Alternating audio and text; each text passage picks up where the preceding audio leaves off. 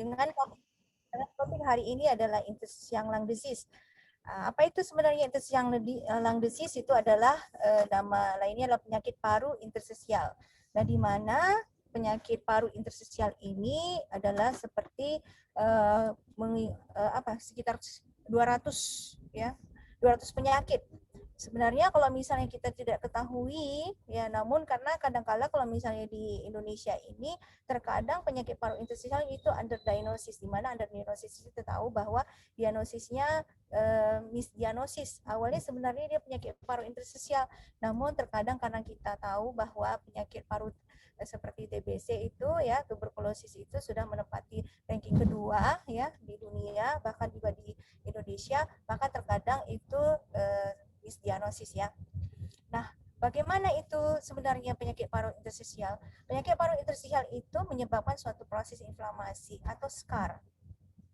Jadi sebenarnya fibrosis kalsifikasi dan mungkin fibrosis pasca COVID bukan punyanya untuk dari TB dan COVID aja, namun untuk yang scar itu juga yang terlibat dengan penyakit paru interstisial itu sudah bisa menyebabkan scarring ya. Scarring itu luka ya, bekas luka di daerah di sakus ya, di mana kita tahu sakus dari kantong alveoli ya, dan juga ketika suatu oksigen memasuki dan proses kita tahu bahwa prosesnya ada 3, itu proses respirasi ya, secara fisiologi kalian sudah tahu ya, dari awal kan sudah ada didiskusikan atau diberikan kuliah bagian fisiologi bahwa ada 3 itu ya, proses ventilasi, mana difusi dan perfusi. Nah, akibatnya terganggunya adalah gangguan proses difusi pada kasus-kasus penyakit paru interstisial ini ya. Dan kemudian, nah di bagiannya itu bukan hanya di bagian interstisial aja, namun ada di bagian juga terkena itu adalah saluran napas ya, dengan pembuluh darah juga dan bagian parunya. Ini secara overview. Nah, ini hanya untuk refreshing aja ya ilmu bahwa sudah ada 23 generasi ya, di mana proses-proses dari anatomi dari saluran napas, kemudian ke bronchiolus, terminal bronchiolus, dan di sini kita bagikan 2, conducting zone dan the respiratory zone, di mana di sini adalah, nah ini yang kita highlight atau kita menekankan bahwa di daerah sini ductus alveoli dan saccus alveoli ya. Nah, di sini kita lihat bahwa di daerah alveoli ya, di mana di sini ada alveolar space, di situ ada alveolar type 2 sel, ada alveolar type 1 sel, dan disertai ada makrofag, dan endothelial cell, dan interstitial fibroblast. Nah, ini akan distreskan bahwa penyakit interstisial ini akan meliputi daerah di sini. Nah, ini juga ya, di daerah alveolus, di mana di sini ada penyakit interstitial space, di mana di sinilah ada gangguan interstitial space. Nah, jika ada gangguan di daerah sini, apa patofisiologinya? Yang terjadi adalah gangguan di mana gangguan proses difusi, karena seperti kita ketahui bahwa proses dari ventilasi masuk difusi, pertukaran oksigen dan CO2 ini di daerah interstitial space. Nah, jika ada terjadi suatu scarring dan suatu fibrosis di daerah sini, pasti akan terjadi gangguan dari proses difusinya itu sendiri. Pasien dari keadaan bisa terjadi proses hipoksemia yang berkepanjangan ya, kemudian kondisi klinisnya akan menyebabkan sesak napas yang menahun. Nah, ini ya, proses difusi terjadi, dia akan melewati interstitial space. Nah, di mana kalau misalnya interstitial space yang terjadi suatu fibrosis atau scarring, dia akan menjadikan terjadi gangguan antara pertukaran, yaitu proses difusi. Nah, penyakit interstitial lung disease ini gimana? Kita lihat pada kondisi, pada anatomi, di mana ini adalah suatu gambar animasi dari alveoli yang secara normal ya, dengan kita lihat di sini interstisial tidak ada gangguan, jadi proses difusinya terjadinya sangat baik ya. Namun jika terjadinya suatu alveoli yang tidak abnormal, apa yang terjadinya di sini akan terjadi gangguan antara proses difusi di mana pertukaran oksigen dan CO2. Nah, penyakit paru interstisial ini adalah penyakit heterogenes. Jadi penyakit heterogenes itu adalah suatu kelompok penyakit ya, yang multi variasi, atau kita bilang itu heterogenes seperti itu. Nah, itu apa keluhannya? Yang paling umum adalah batuk kering. Kenapa batuk kering? Karena kita tahu bahwa di daerah alveoli itu kan, untuk yang sel goblet itu kan sampai di daerah airway ya. Untuk yang di daerah perifer itu umumnya untuk nama secara fisiologinya untuk mukosolikulerisnya tidak ada. Nah, makanya kenapa batuknya umumnya itu adalah yang kering. Diikuti dengan sesak napas yang seperti saya jelaskan sebelumnya, slide sebelumnya, bahwa terjadi suatu gangguan proses difusi dan akibatnya itu juga gejala-gejalanya itu bisa diakibatkan dengan kelainan-kelainan sistemik ya. Misalnya kelainan seperti sarkoidosis atau SLE. Nah, SLE itu bukan manifestasi kulit aja, namun bisa manifestasi bisa penyakit paru interstisial ya. Jadi sebenarnya interstitial disease ini terminologinya itu dengan diffuse. Diffuse kita tahu ya, menyeluruh. Diffuse parenchymal lung disease. Jadi kalau misalnya kita melakukan RW ya, kemudian ada parenchymal, ada kelainan dari pleural disease, ya, dari kelainan dengan intestinal disease, di mana kita tahu bahwa penyakit-penyakit kategori RW disease itu apa, ya, penyakit untuk parenchymal disease itu apa. Nah, penyakit parenchymal disease itu termasuk TB, COVID, itu semuanya, dan ILD ini termasuk di dalam kategori untuk yang klasifikasinya parenchym ya. Dan diklasifikasi, jadi kita dengan kita tahu bahwa terminologi dengan diffuse parenchymal disease, maka kita melakukan klasifikasi. Jadi klasifikasi adalah idiopathic interstitial pneumonia dan other than EEP ya. Jadi idiopathic interstitial pneumonia. Jadi garis besarnya adalah bahwa interstitial lung disease itu meliputi apa? Kita membagikan kategorinya bahwa ada 6 yang paling banyak, karena terlalu banyak ya, sekitar 200 jenis penyakit yang termasuk dalam ILD ini. Namun di sini kita memberikan klasifikasi 6 grup yang paling banyak yang ditemukan adalah itu kita bagikan bahwa ada yang berhubungan dengan rokok, berhubungan dengan autoimun, ya, hypersensitive pneumonitis, ada obat-obatan yang menginduce suatu kelainan dari ILD, dan ada beberapa pekerjaan. Jadi penyakit paru akibat kerja, kan kita ada PPOK, penyakit paru obstruksi kerja, ada PPAK, penyakit paru akibat kerja. Nah, PPAK ini termasuk ke dalam suatu grupnya dari ILD. Nah, ini ada yang idiopathic pulmonary fibrosis dan pulmonary fibrosis juga. Nah, pulmonary fibrosis itu juga gimana? Nah, itu jadi fibrosis pasca COVID, TB yang pasca bekas TB, sequel TB, itu termasuk ke dalam grupnya dari suatu penyakit paru interstisial ya. Bagaimana dengan prevalensi insiden ILD di bagian? Nah, ILD ini untuk yang prevalensi insiden ILD di Eropa dan di Amerika itu sudah ada terdata. Namun di Indonesia belum ada datanya ya. Itu memang agak sulit untuk di Indonesia itu untuk mengumpuli data-data, apalagi sekarang ini kita lagi ada namanya cancer registry, karena untuk registry pada kanker di dunia, data Indonesia itu sangat minim sekali ya untuk mengumpulin, karena kita tahu bahwa source-nya itu pada rumah sakit, itu SIRS-nya itu sangat penting sekali. Nah, namun bukan semuanya rumah sakit mempunyai fasilitas untuk computerize ya. Jadi di sini kita lihat dengan dalam kurun waktu tahun 92 sampai 2001 bahkan 2004, kasusnya ini makin lama makin mengalami peningkatan ya. Jadi di sini ada idiopatik, ada non idiopatik, ini yang termasuk dari industri obat dan yang lainnya ya. Nah, bagaimana untuk klasifikasi? Seperti yang saya tadi jelaskan dari awal bahwa terminologinya adalah diffuse parenchymal lung disease, dibagikan dua antara IEP, idiopathic interstitial pneumonia, dan non-IEP.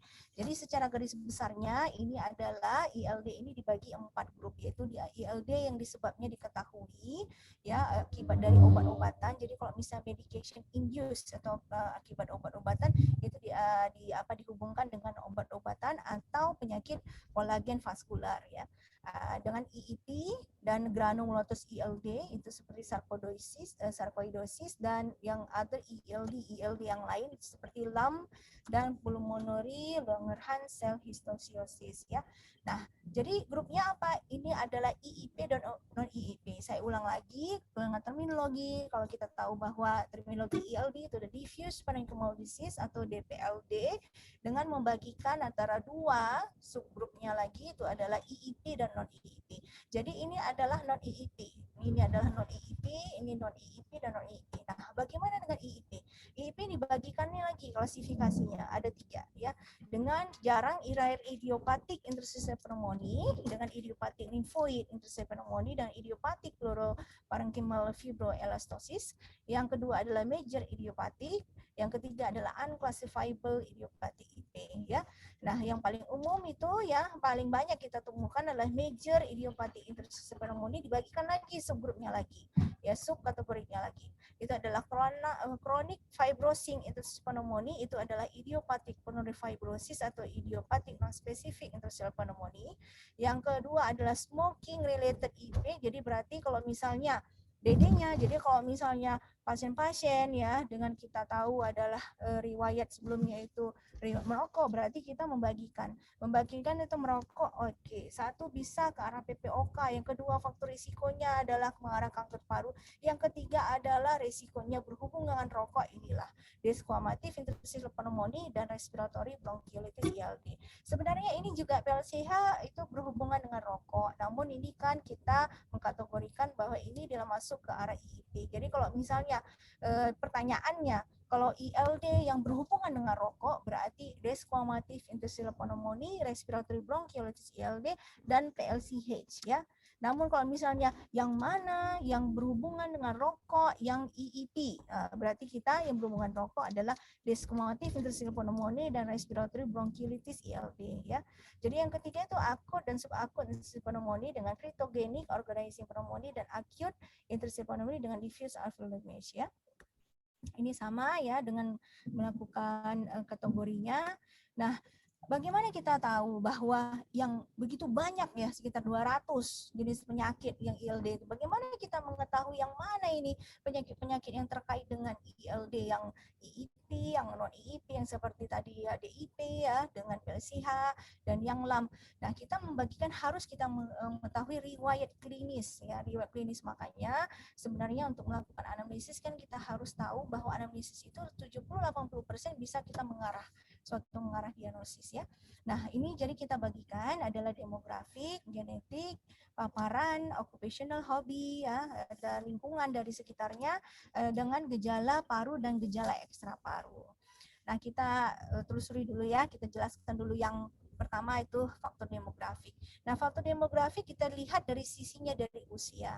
Kalau misalnya pasien di atas usia 60 tahun dengan gejala awitan, maksudnya awitan itu onsetnya yang sudah menahun sekitar 3 bulan sampai 6 bulan, pasiennya dengan keluhan sesak napas, bisa kita mengarahkan ini adalah suatu ke arah IPF atau idiopathic pulmonary fibrosis. Ini yang sekarang ini lagi lagi in ya, dan maksudnya ini tuh lagi lagi dibicarakan ya di luar negeri, di Eropa dan di Amerika, karena banyaknya angka incidence prevalensi dari IPF itu semakin meningkat. Nah, makanya itu farmasi lagi sekarang ini mempromosikan obat-obat untuk mengatasi untuk penyakit IPF ini. Nah, jika yang muda, yang middle age, misalnya yang umur 40, dengan kita mengarahkan ke sarkoidosis paru ya. Tadi yang saya jelaskan bahwa berhubungan dengan rokok ada 3, itu adalah PLCH dan RBILD dan DIP ya. Untuk yang faktor demografik, yang lanjutannya adalah jenis kelamin. Di mana jenis kelamin pada perempuan itu adalah yang paling umum ditemukan sarkoidosis, JEP, SLE ya, progressive systemic sclerosis dengan limfangioliomyomatosis ya. Ini ada beberapa, nanti ada kasus saya yang saya temukan 6 ini. Nah, pada laki-laki PLCH ya yang berhubungan dengan rokok tadi, dan IPF yang paling umum ditemukan pada jenis kelamin pada laki-laki. Nah, yang kedua adalah yang tadi ya, riwayat klinis. Selain tadi kita tahu faktor demografi, yang kedua faktor genetik. Faktor genetik itu penting. Semuanya pun akan kita tanya. Sama seperti kanker. Kanker itu dan juga asma yang terkait dengan faktor genetik. Apalagi dengan non-communicable disease, itu adalah penyakit tidak menular, termasuk salah satunya penyakit DM ya. Nah, faktornya yang genetik itu kalau misalnya terkait dengan ini ya, penyakit ILD itu adalah sekitar 1-3% pasien dengan IPF dan sekitar 6-9% pasien-pasien dengan sarkoidosis ya.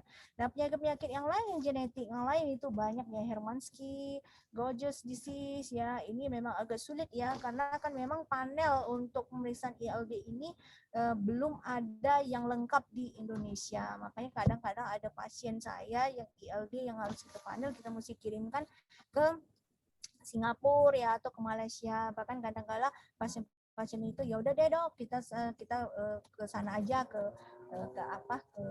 Penang aja atau ke Malaysia ya, karena memang terkait dengan pemeriksaan labnya terbatas di sini ya, dan juga memang periksa panel untuk ILD ini itu memakan biaya ya. Nah, yang ketiga adalah paparan ya, paparan exposure ya. Jadi paparan dari ini yang kita terkait dengan penyakit paru akibat kerja, di mana di sini kalau misalnya tambang ya, pneumokoniosis ya, jika misalnya ada pekerja-pekerja granit dengan silvosis ya, juga bekerja seperti di galangan kapal yang electrician ya, terus kemudian mekanik itu terkait dengan asbestosis ya, kemudian di sini adalah yang dimana terpapar dari waktu di petani ya, petani ternak-ternak peternak burung-burung ya, itu bisa dikaitkan dengan hypersensitive pneumonitis ya. Ya, di sini bagian pekerja-pekerja misalnya komputer, elektronik industri itu terkait dengan berilosis ya. Ini untuk pekerjaan. Gimana kalau hobi? Nah, ini hobi. Ada yang dapat kita ketika mungkin 10 tahun lalu atau 15 tahun yang lalu ya, terkait dengan ini ada kolega yang didiagnosis sebagai tumor paru, namun dilakukan tindakan operasi. Waktu ketika dilakukan tindakan operasi, ternyata pengangkatan dan hasil PA-nya itu bukan tumor, melainkan adalah suatu kelainan, itu adalah Cryptococcus. Nah, itu. Jadi Cryptococcus dan penyakit-penyakit terkait ILD itu bisa dari paparan dari kita memelihara binatang.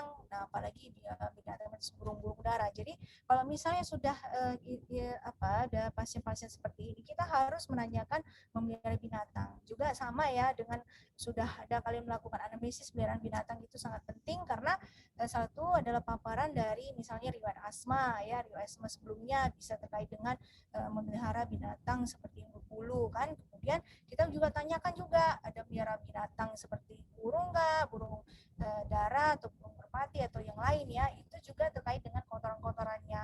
Nah, itu bisa menyebabkan suatu kelainan ILD maupun kelainan seperti jamur paru itu ya. Jadi harus ditanya juga hobinya. Nah, terus paparan dari mana? Paparan dari obat-obatan. Jadi paparan obatan itu bisa menyebabkan kelainan dari saluran napas misalnya ke arah acute lung injury ya. Kemudian apa yang terkait juga itu adalah obat-obat seperti sitostatika, obat-obat kemoterapi seperti methotrexate, leonisin dan yang lain itu bisa menyebabkan suatu kelainan ILD ya. Ada beberapa pasien saya yang menggunakan target terapi itu bisa memicu suatu ILD. Jadi itu dimasukkan ke dalam mana?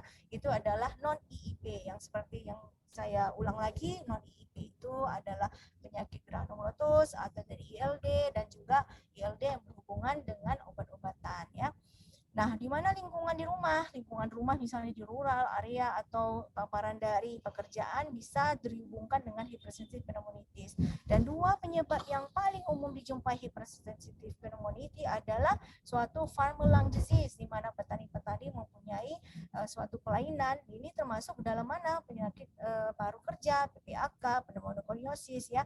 Terkait dengan apa? Ini dia mold, itu jerami-jerami itu ya. Dengan paparan jerami itu bisa menyebabkan hypersensitive pneumonitis. Dan juga adalah penyakit-penyakit disebabkan oleh avian antigen, dari antigen dari burung ya. Nah, ini lanjutannya gejala paru. Jadi gejala paru itu sangat penting untuk kita mengarahkan suatu kelainan ILD. Nah, kita harus memikirkan untuk pertanyaannya. Pertanyaannya itu apakah onset. Jadi kita akan membagikan akut, subakut, dan kronik ya. Bagaimana durasinya sudah berapa lama? Tingkatannya bagaimana? Apakah tingkatan sesak napasnya makin lama makin menahun, tidak ada membaik dengan pengobatan? Bagaimana progresnya ya, dan juga apakah terkait dengan kelainan-kelainan seperti ekstratorasik, misalnya kelainan seperti ada suatu ruam atau rash dan yang lainnya ya. Jadi untuk yang untuk gejala batuk kering, kita selalu tanya batuk yang produktif atau non produktif, di mana ini adalah batuk yang non produktif, yang kering, dan juga terjadi persisten menjadi sesak napas dan makin progres ya. Nah, ini kita bagikan akut, subakut, dan kronik, di mana di sini kita harus tahu pola klinisnya terkait dengan ILD dengan awitannya, onsetnya. Di mana kalau onset akut, ini dia umumnya ada infection, diffuse, dan yang lain. Dan subakut misalnya 4-12 minggu, ini terkait dengan hypersensitive pneumonitis, smoking, ya, berhubungan penyakit rematik, ya, dan juga yang kronik, yang longer, ya, longer seperti yang lebih dari 12 minggu, itu kira-kira sekitar 3 minggu, itu terkait dengan penyakit-penyakit paru kerja dan penyakit rheumatic disease dan berhubungan dengan obat-obatan ya. Nah, gejala paru bisa tadi ya sesak sama batuk, dan umumnya kalau batuk kering itu adalah sarkoidosis, BOOP, bronkiolitis obliterans, respiratory bronkiolitis ya, histositosis, pneumonitis, dan limfangiti karsinomatosis. Dan productive cough is unusual. Jadi tidak jarang itu untuk kita batuk yang produksi. Hemoptisis. Jadi hemoptisis ini bisa diindikasikan suatu kelainan dari diffuse alveolar hemorrhage syndrome atau Goodpasture syndrome. Tapi sangat jarang sekali kita temukan pada klien-klien ILD ini adalah hemoptisis. Bagaimana dengan wheezing? Nah, itu kadang kan ada penyempitan saluran napas, ini dikaitkan ya dengan limfangiti karsinomatosis, itu akibat dari suatu proses malignansi, atau CEP, chronic eosinophilic pneumonia, Chung-Strauss syndrome, dan respiratory bronchiolitis ya. Kemudian selanjutnya nyeri dada. Nyeri dada ini dikaitkan dengan apakah ada kemungkinan dengan pneumotoraks yang umumnya dijumpai pada LAM, pada PLCH, pulmonary Langerhans cell histositosis, neurofibromatosis, dan Catamenial syndrome. Nah, Catamenial syndrome ini apa? Pneumotoraks catamenial adalah pneumotoraks dijumpai pada perempuan yang selalu pada ketika datang haidnya. Jadi waktu ketika haid datang dia akhirnya pneumotoraks, itu namanya Catamenial syndrome, dikaitkan dengan perubahan hormon ya. Dan efusi pleural itu diakibatkan ya, dikaitkan dengan collagen vascular disease, itu seperti rheumatoid arthritis atau SLE ya, atau asbestosis related dan red induced ILD. Bagaimana extrapulmonary symptom? Nah, ini dia. Bisa suatu kelainan dari gastro, itu dikaitkan dengan skleroderm. Rheumatologic adalah connective tissue disease atau sarkoidosis. Musculoskeletal itu polydermatomyositis, dan neurologik adalah vaskulitis atau sarkoidosis, dan renal biasanya poliuri dan polydipsia, itu adalah sarkoidosis ya. Bagaimana pemeriksaan fisiknya? Nah, fisiknya itu adalah pemeriksaan tanda-tanda di paru atau di ekstra paru. Nah, umumnya ya, untuk yang sign dari pulmonary ini adalah crackles. Yang kita tahu bahwa suara tambahan itu ada crackles atau rails, ya, crepitation is same ya. Jadi kalau misalnya kita membaca, kalau misalnya textbook atau kita membaca jurnal-jurnal, itu ada yang namanya rails, ada crepitation, ada crackles, itu sama. Itu hampir sama terminologinya. Nah, ini ada juga kita tahu bahwa pada kelainan-kelainan paru-paru itu khasnya adalah namanya Velcro strap. Velcro strap ini adalah suatu terminologi bagi penyakit ILD yang dihubungkan umumnya ditemukan pada IPF, idiopathic pulmonary fibrosis. Ini di daerah basal. Di daerah basal itu kita melakukannya pemeriksaan auskultasi itu pada dinding posterior. Kita mendengar itu dari bukan hanya satu sisi. Nah, terkadang kalau misalnya pada pneumonia kita akan mendengar di satu sisi aja ya. Misalnya kelainannya pneumonia di lobus bawah. Berarti kita dengar cracklesnya di lapangan bawah ya. Namun di sini ini harus ya kalau ILD itu dia adalah bilateral. Ya, hampir mirip tadi sama seperti tadi Dr. Bintang mengatakan COVID ya. Bilateral. Nah, ini juga bilateral. ILD adalah bilateral. Bilateral tapi namun basal. Basalnya di mana kita mendengarnya di daerah posterior, di bagian basal ya, bagian posterior basal. Di situ kita akan mendengar suatu kelainan rongki basah, di mana rongki basahnya kasar dengan velcro strap ya. Jadi bilateral crepitation, nah itu ya. Jadi pasien ini dengan advance IPF umumnya dengan suatu kelainan dari hipoksia dan secondary pulmonary hypertension mungkin akan dijumpai. Nah, extra pulmonary sign itu misalnya clubbing ya, clubbing yang dijumpai pada pasien-pasien dengan IPF ya, dia bisa juga ditemukan pada pasien-pasien kronik dan DAT dan kelainan kulit seperti peripheral nephropathy yaitu terkait dengan sarkoidosis, dan kadang-kadang kalau misal RAS dan LASI itu biasanya connective tissue disease, PLCH dan amyloidosis ya. Ada kadang-kala kalau misalnya kita lihat ada suatu subcutaneous nodules itu pada jointnya, pada elbow, itu mengarahkan rheumatoid arthritis ya. Jadi menurut Jepang respiratory disease bahwa untuk mengarah ke IPF ini sudah kita streskan dulu ke IPF ya. IPF itu kita menjumpai dari 4 kriteria, yaitu adalah usia lebih dari 50 tahun, onsetnya sekitar 3 bulan dan tidak tahu penyebabnya. Dan kita dengar adalah suatu fecal crackles, di mana tadi fecal crackles adalah bilateral infiltrate atau bilateral crackles ya. Waktu kita lakukan pemeriksaan fisik, di mana pemeriksaan fisik di daerah posterior ya. Jadi bukan dinding anterior, posterior. Makanya kalau melakukan pemeriksaan fisik, jangan kalian memfokuskan hanya di depan aja di anterior, harus di posterior juga. Kenapa? Karena kita tahu anatomi pada paru kalau terkait dengan lobusnya, ada yang lobus atas, tengah, bawah, dan atas itu ada yang di anterior, ada yang di posterior ya. Nah itu, jadi harus kita melakukan pemeriksaan di daerah anterior dan posterior. Bagaimana dengan pemeriksaan diagnosisnya? Jadi pemeriksaan diagnosisnya adalah tadi yang terkait dengan kita melakukan histori, riwayat, anamnesis, dan clinical history tadi ya. Kemudian pemeriksaan fisik, kemudian bagaimana tesnya. Tesnya ini adalah nanti saya streskan lagi tesnya, ada panelnya ya.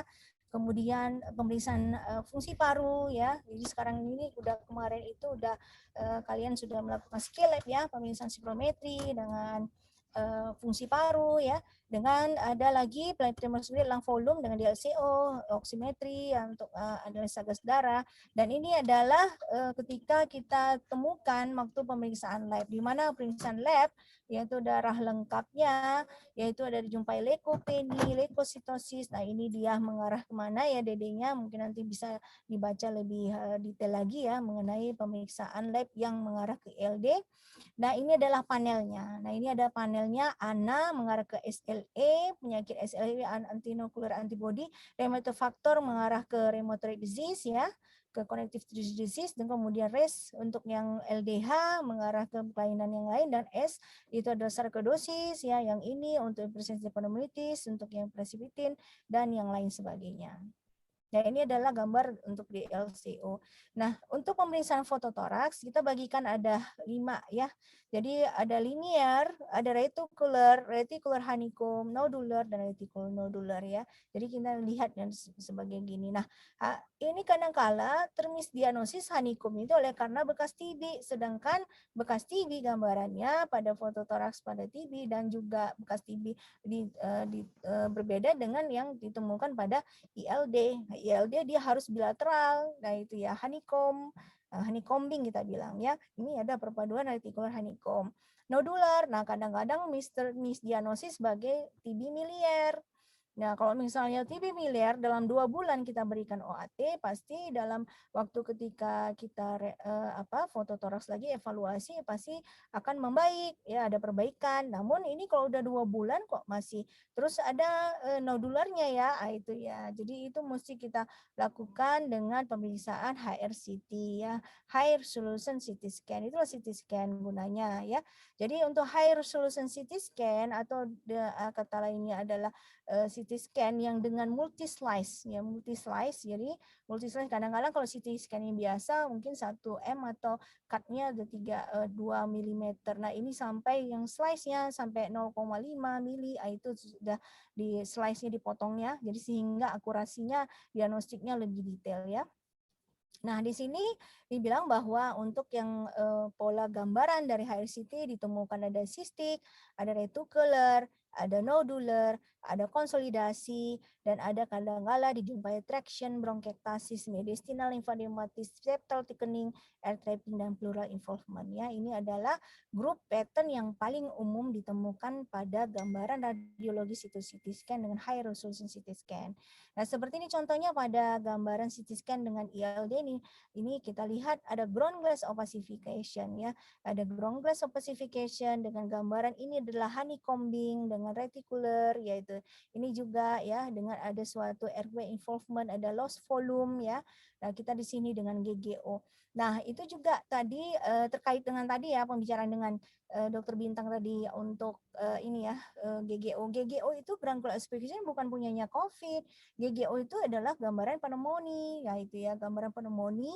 Apa itu GGO? Ada suatu infiltrasi dari alveolinya, ada suatu infeksi di daerah alveolinya, itu proses inflamasi terjadi. Jadi gambarannya GGO, ground glass ossification. Jadi jangan berpikiran bahwa GGO itu punya COVID, enggak. GGO itu punya adalah proses dari inflamasi, ada suatu proses infeksi yang ditemukan pada penyakit-penyakit parenkim, ya. Parenkim misalnya ada COVID, ada ILD juga ya, proses terjadi inflamasi ya seperti ini ya. Ground glass ossification ya. Dan ditandai dengan bukan hanya GGO aja pada ILD, dia ada bilateral dan dijumpai ada gambar honeycombing ya, ada gambaran nodular, ada gambar kistik yang seperti tadi dijelaskan bahwa ada 4 grup yang ditemukan ya, yang paling banyak ditemukan pada HRCT ya. Ini dia hanya menjelaskan secara detail lagi. Nah, ada yang gambaran radiologi yang lain ya, seperti connective tissue disease. Nah, itu ya, kadang-kala ada terkait dengan gambaran kelainan yang lain ya, seperti oesophageal, ada kelainan di esofagusnya, kadang-kala ditemukan efusi pleural dan efusi perikard, ada kadang-kala ada pulmonary artery enlargement ya, ada penyakit osteoartikularnya, dan ada mediastinal lymphadenopathy ya. Yang tadi udah ya radiologi. Nah, bisa yang kita menggunakan cardiopulmonary exercise testing ya. Nah, yang kelanjutannya adalah kita lakukan tindakan bronkoskopi. Jadi lakukan bronkoskopi ya, dengan skop kita masukkan ke daerah, bisa kita melakukan tindakan bronchoalveolar lavage ya, dengan kita melakukan pencucian. Kita harapkan dengan hasil dari bronchoalveolar lavage itu kita bisa melakukan marker-marker inflamasi di mana untuk mengkaitkan dengan penyakit-penyakit pada ILD. Nah, juga bisa lakukan dengan biopsi. Jadi biopsi jaringan untuk menentukan kelainannya ya. Nah, kalau misalnya tidak bisa dilakukan dengan bronkoskopi, kita akan kolaborasi dengan dokter bedah toraks untuk melakukan namanya video assist thoracostomy surgical biopsy untuk mengetahui DPLD ini ya. Jika bal atau dari bronkoskopi transbronchial biopsi tidak menjumpai kelainannya ya, tidak dijumpai suatu kelainan penyakit ILD-nya ya. Nah, bagaimana pemeriksaan yang non invasif seperti echo yang kita terkait dengan arterial enlargement yang tadi ya seperti sebelumnya, dan pemeriksaan kultur ya kalau misalnya terjadi ada suatu infeksi sekunder, suatu imunologi ya, kelainan-kelainan serologis dan penyakit-penyakit ILD, kita akan melakukan pemeriksaan yang lain lagi lanjutan. Nah, untuk ILD ini hampir sama dengan kita melakukan kolaborasi dengan pengobatan pada kanker paru seperti holistik juga, dan juga ada MDT juga, multidisiplin tim. Nah, terkait dengan ini kenapa? Karena kita mesti kolaborasi antara dokter paru sebagai patologis atau penyakit dalam yang bagian ini ya, bagian reumatoid ya, dan juga ada terkait dengan kelainan dokter radiologi. Kenapa? Karena begitu banyaknya bervariasinya itu kelainan dari CT scan-nya. Jadi dengan kita mengetahui klinisnya, riwayat klinisnya, dan kita kaitkan apa temuan dari pemeriksaan radiologisnya, dan kita akan bertanya dengan dokter radiologinya, sehingga kita bisa mengetahui apa sih solusinya terbaik untuk tindakan pada pasien-pasien ini. Terkadang pasien ini datang ya, semua yang pasien-pasien datang, misalnya saya tangani itu ya, ada pasien-pasien dengan ILD itu sudah datang pada kronik disease di mana awitannya sudah lama dan pasiennya itu dalam keadaan sesak napas yang progresif, sehingga kita melakukan tindakan, misalnya tindakan bronkoskopi karena hipoksemia yang rekaren yang menahun, tidak bisa kita melakukan tindakan bronkoskopi karena kita lihat nanti efek sampingnya bisa tiba-tiba hipoksemi berat dan bisa meninggal di atas meja bronkoskopi. Nah, itu yang hal-hal yang ini harus kita bicarakan, dan pentingnya adalah multidisiplin tim ya. Nah, ini terkait dengan kanker paru sudah ada ya untuk multidisiplin timnya, dan kita di bagian paru kita akan kolaborasi dengan Rumah Sakit Persahabatan setiap seminggu sekali, itu sudah ada ya penanganan pada pasien-pasien kanker paru. Nah, ini akan kita kolaborasi lagi bagaimana selanjutnya untuk multidisiplin untuk ILD ini ya.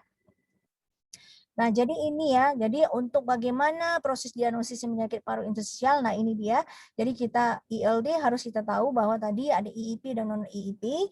Dan kalau misalnya non-EP ya, non-EP yang sudah diketahui bisa kita kaitkan. Namun yang kalau misalnya IEP yang tadi garis besarnya ada 3, unclassifiable, yang tidak ada klasifikasi, dengan major, yang rare ya. Bagaimana kita membedakannya? Nah, ini dengan high RCT, dengan high resolution CT scan, dengan IPF dan bukan IPF. Nah, ini dia ya. Jadi kalau IPF kita dari tadi yang kita dari kriteria dari Jepang Respiratory Disease ya, kita ambil itu 3 dari 4 kriterianya karena mereka banyak ya menangani pasien-pasien IPF, makanya kita ngambilkan solusi dari according dari Jepang Respiratory Disease tadi ya, dengan lihat dari usia di atas 50 tahun, gejala bronki basal-basal dengan awitan lambat. Nah, sedangkan ini bukan tindakan bronkoskopi atau VATS ya, untuk kita mengetahui selanjutnya untuk penyakit ILD ini ya. Nah, ini pengobatannya, ada pengobatan diberikan terapi steroid dan ada beberapa yang tidak tidak respon untuk pemberian steroid. Nah, selanjutnya adalah rehabilitasi paru dengan melakukan pendidikan, exercise training, ya breathing training, karena ini ada terkait juga MDT ya. Tadi saya belum masukkan untuk rehab pasien yang akan diedukasi dan diajarkan bagaimana untuk tes untuk melatih pernapasannya, karena pasien ini akan mengalami sesak napas yang makin lama makin progresif ya.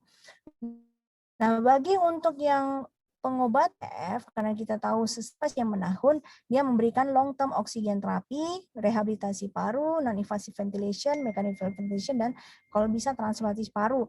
Nah, namun di sini transplantasi paru belum ada pernah di Indonesia. Kalau misalnya di luar negeri, mereka di Amerika, mereka melakukan transplantasi paru.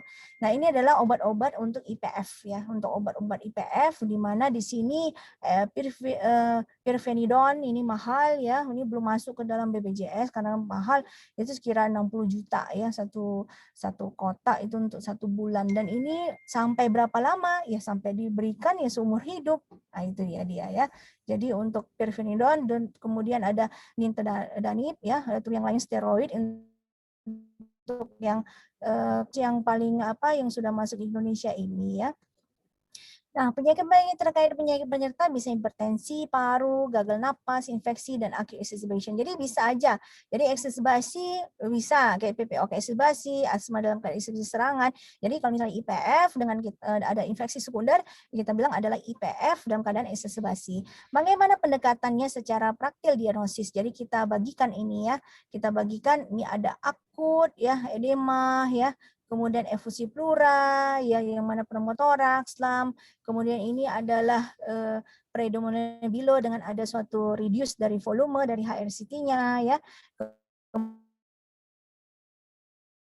Kemudian predominant jadi ada yang dominan di misalnya ke arah fungal disease, silikosis, sarkoidosis, Langerhans, berhubungan limfadinopati dan berhubungan dengan penebalan pleura atau klasifikasi ya.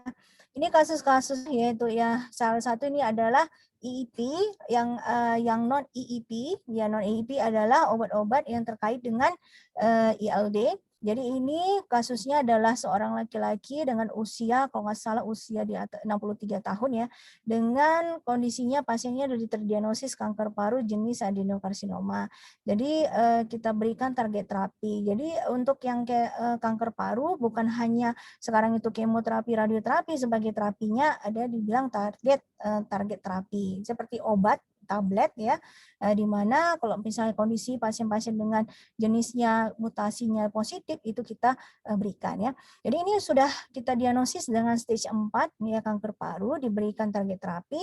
Namun ketika berapa bulan setelah itu kenapa semakin progresif ya, ada suatu bilateral efusi pleura, nah itu ya.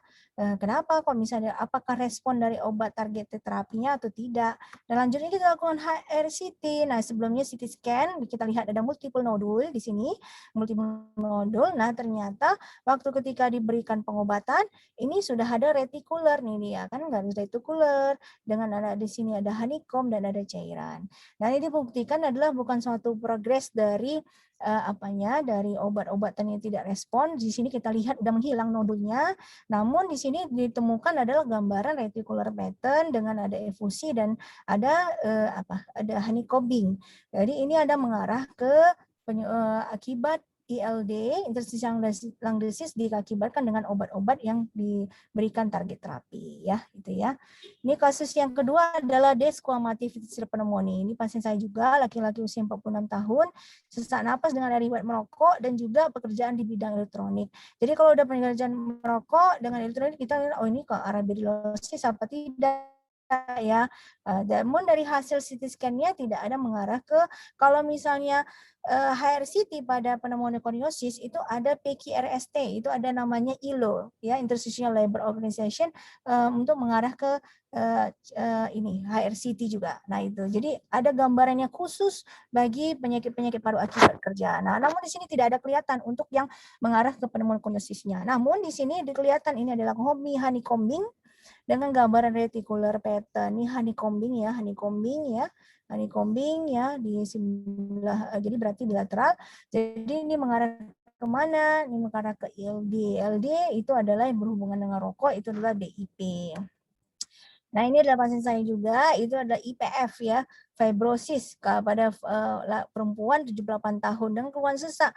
Ini pasti kalau misalnya di luar dikirain TB kan gitu ya, dengan luas keluar baru kalau misalnya kita sudah biasa, oh ini kok ada reticular pattern ya, ini ada honeycomb ya. Oke, kita CT scan ya. Nah, ternyata luas sekali ya gambarannya, itu gambarnya luas kedua paru diffuse. Jadi ini adalah termasuk namanya diffuse parenchymal disease. Dengan kita lihat di sini adalah honeycombing dengan reticular pattern ya. Namun pasien ini tidak selamat. Saya mau memberikan itu pirfenidone ya, tapi pasiennya mengalami ekserbasi akhirnya meninggal ya. Kemudian ini yang kedua adalah umur 78 tahun. Nah, jadi kita sudah memasuki kriteria tadi ya. Satu di atas 50 tahun ya, umumnya pada laki-laki. Namun kita bisa juga perempuan ya, tadi yang seperti sebelumnya. Yang ketiga awitan lambat. Awitan lambat itu onset yang lambat. Yang keempat adalah tidak idiopatiknya tidak diketahui penyakit awalnya, dan juga terakhirnya adalah bilateral velcro crackles. Jadi dijumpai pada pasien yang ini juga velcro crackles, ini juga seperti ini. Ini ada atlet PSMS dulu ya, makanya dia sehat ya, maksudnya kondisinya sampai pensiun baru mengalami keluhan sesak napas ya, dan kemudian waktu saya lihat di sini kok ada reticular pattern. Yang kedua kirain pasti TB paru yang luas. Nah, ternyata kita lihat di sini gambaran reticular pattern dengan honeycomb. Nah, kemudian kita lihat pada CT scan-nya ini udah ada kista. Jadi tadi ada gambar grouping dari HRCT, ada dijumpai kistik. Nah, ini ada kista, sedangkan honeycombing dia kan kecil-kecil ya. Beda ya, honeycombing itu bukan seperti luas, kali ini adalah kista. Jadi ada dua, kiri kanan bilateral ya, dengan ada reticular pattern dan honeycombing ya. Pasiennya kebetulan nggak datang ke praktek lagi, kemungkinan ya nggak tahu ya kondisinya sampai saat ini, terus follow up ya. Nah, ini kasus yang 3 lagi yang umur 82 tahun. Nah, hampir sama, ini kirain TB, udah dikasih obat TB ya dulu, tapi kok nggak ada membaik ya dok, saya udah 6 bulan, 7 bulan udah kasih obat TB. Ternyata sama ya, ternyata ini adalah hasil CT scan dengan gambaran ada IPF ya. Nah, ini ada kasus yang terbaru ya, dan saya sharing sama kalian bahwa masuk rumah sakit USU dengan pneumotorax berulang. Saya kira ini adalah katamenial, namun dibilang enggak dok, kok haid saya teratur dan waktu ketika haid tidak sesak, katanya bilang gitu. Nah, namun di sini kita lihat ternyata ini pneumotoraks ya, waktu bulan 3 2021 ini yang terbaru saya tampilkan, ada beberapa banyak foto toraksnya yang 2 tahun belakang ini bolak-balik pneumotoraks dan dilakukan pemasangan selang dada sudah 3 kali, 4 kali ya di rumah sakit USU. Nah, untuk ketika itu terakhir jumpa sama saya, wah ini bukan yang pneumotoraks biasa, udah saya kasih obat TB dok, udah obat TB udah, riwayat TB udah, kenapa tidak ada respon ya. Kemudian dilakukan CT scan, ternyata ini kedua bilateral pneumotoraks ya. Kemudian hasilnya adalah suspek limfangioliomyotosis dengan pneumotoraks dan compression dengan ada suatu kelainan dari plate ya. Jadi terus saya konsul ya ke dokter bedah toraks dan kita melakukan MDT ya, MDT multidisiplin tim. Apa sih sebaiknya suggest-nya dari tim dari situ radiologi, dokter bedah toraks dan yang bagian patologis mungkin sebaiknya dilakukan operasi. Nah, ini dilakukan operasi ya sama dokter Brema, saya konsul ini ke rumah sakit Uni Tugu dan dokter Brema bagian bedah toraks melakukan tindakan operasi dan di sini sudah berlengketan luas dan dilakukan biopsi. Lakukan biopsi dan hasilnya adalah LAM ya, limfangioliomyotosis ya. Ini pasca dari fototoraks post operasinya ternyata parunya sudah kembang, tidak ada lagi tanda-tanda pneumotoraks. Nah, ini mesti dikasih obat juga. Sebenarnya obat-obat untuk yang LAM ini sebenarnya tidak kita bilang tingkat survivalnya, ketahanan hidupnya pendek ya. Pada pasien ini masih usianya perempuan, usia 34 tahun. Namun ini saya usahakan untuk kasih dapat obat ya, di mana obat salah satunya seperti target terapi juga untuk LAM ini, namun tidak di cover dengan BPJS. Ini pasien bersedia untuk membelinya. Mungkin 1 bulan kira-kira 2 juta, 3 juta lah ya. Oke, itu aja mungkin dari saya ya untuk presentasi ILD ini. Memang agak sulit untuk untuk kita untuk mengetahui ILD ini dan harus klinis yang harus kita kuat untuk menanyakan ya, lebih jeli lagi untuk menanyakan anamnesisnya. Dan yang kedua adalah dengan kita menggunakan dengan HRCT ya. Oke, terima kasih. Assalamualaikum warahmatullahi wabarakatuh. Ada yang mau ditanyakan?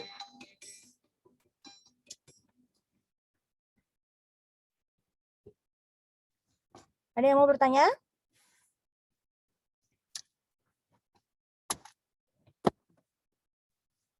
Tidak ada bertanya? 55. Sepertinya tidak ada, dok. Oh, tidak ada ya. Oke deh.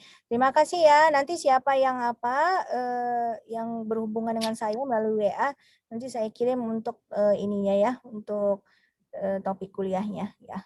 Baik, dok. Oke, terima kasih. Assalamualaikum warahmatullahi wabarakatuh. Salam sehat kita semuanya ya. Tetap menjalankan prokes ya. Protokol kesehatan kita seperti kita tahu ada mengurangi peningkatan ya pada COVID sekarang ini dan diharapkan bagi kalian untuk untuk menjaga kesehatan ya. Terus kemudian ikuti protokol kesehatan. Terima kasih. Assalamualaikum warahmatullahi wabarakatuh. Waalaikumsalam. Ya. Terima kasih, dokter.